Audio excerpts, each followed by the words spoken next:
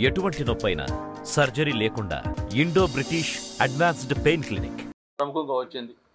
అదైపోయిన తర్వాత రీసెంట్గా మొన్నే మనం చూసాం బీచ్లో ఏదో ఫ్లోటింగ్ బ్రిడ్జ్ అని చెప్పని కడితే అందరం కూడా చాలా సంతోషపడ్డాం. ఓహో, విశాఖపట్నంలో కొత్త ఏదో కట్టారని చెప్పని. అది 3 ముచ్చట కాదు, ఒక్క రోజుతోటే ఆ ఫ్లోటింగ్ బ్రిడ్జి కట్ అయిపోతే మళ్ళీ దాన్ని మూసేసి చేశారు. మరి ఇప్పుడు చూస్తూ ఉన్నాం, ఈ 5 ఏళ్లలో విశాఖపట్నానికి వీళ్ళు చేసిన ఘనకార్యాలు ఏంటి, ఏమేమి చేశారో ఒక్కసారి మొత్తం మనం ఆలోచించాల్సిన అవసరం ఉంది.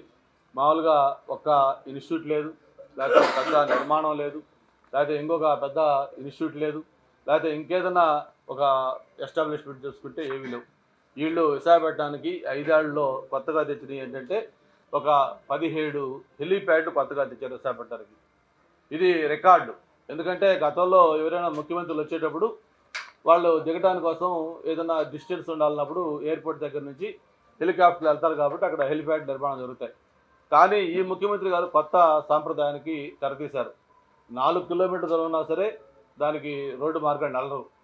ఎందుకంటే రోడ్డు మార్గాన్ని వెళ్ళాలంటే ఆయనకి మళ్ళీ రకరకాల ఆలోచనలు, పరదాలు కట్టాలి, మళ్ళీ లేదు ఉన్న చెట్లు నరికేయాలి, ఇవన్నీ చేస్తూ ఉండాలి. బదులు హెలికాప్టర్లు వెళ్దామని చెప్పని 4 కిలోమీటర్లైనా 5 కిలోమీటర్లైనా హెలికాప్టర్ మార్గం కూడా ఎంచుకుంటున్నారు. కాబట్టి విశాఖపట్నంలో నువ్వు ఎక్కడ చూసుకున్నా సరే ఎయిర్పోర్ట్ నుంచి ఒక రాయి వేస్తే ఖచ్చితంగా పోయి ఏదో ఒక హెలిప్యాడ్ ఏర్పడుతుంది. అటువంటి విధంగా హెలిప్యాడ్లు 17 హెలిప్యాడ్లు కొత్తగా కట్టారు.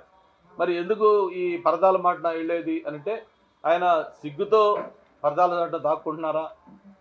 ప్రజలకు ముఖం చూపించలేక నేను ఎన్నెన్నో కబుర్లు చెప్పాను, ఏవో హామీలు ఇచ్చాను, ఏదేదో మాట తప్పను వడం తిప్పనన్నాను, కానీ అన్నీ కూడా ఫెయిల్ అయిపోయినాయి. చెప్పిన ఏ ఒక్క హామీ అమలు చేయలేకపోయాను. మద్యపాన నిషేధం చెప్పి ఓడితానన్నాడు, చేయలేకపోయాను. లేకపోతే ఇట్లా ప్రతి దాంట్లో కూడా నేను ఫెయిల్ అయ్యాను.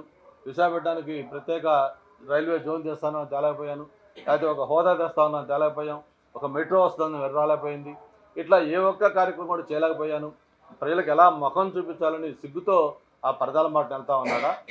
లేదు ఏమన్నా ప్రజలు ఏమన్నా ఆగ్రహంతో ఏదైనా చేస్తారంటే భయంతో పరదాల మాట వెళ్తున్నారో కూడా తెలియని పరిస్థితి మనం చూస్తూ ఉన్నాం.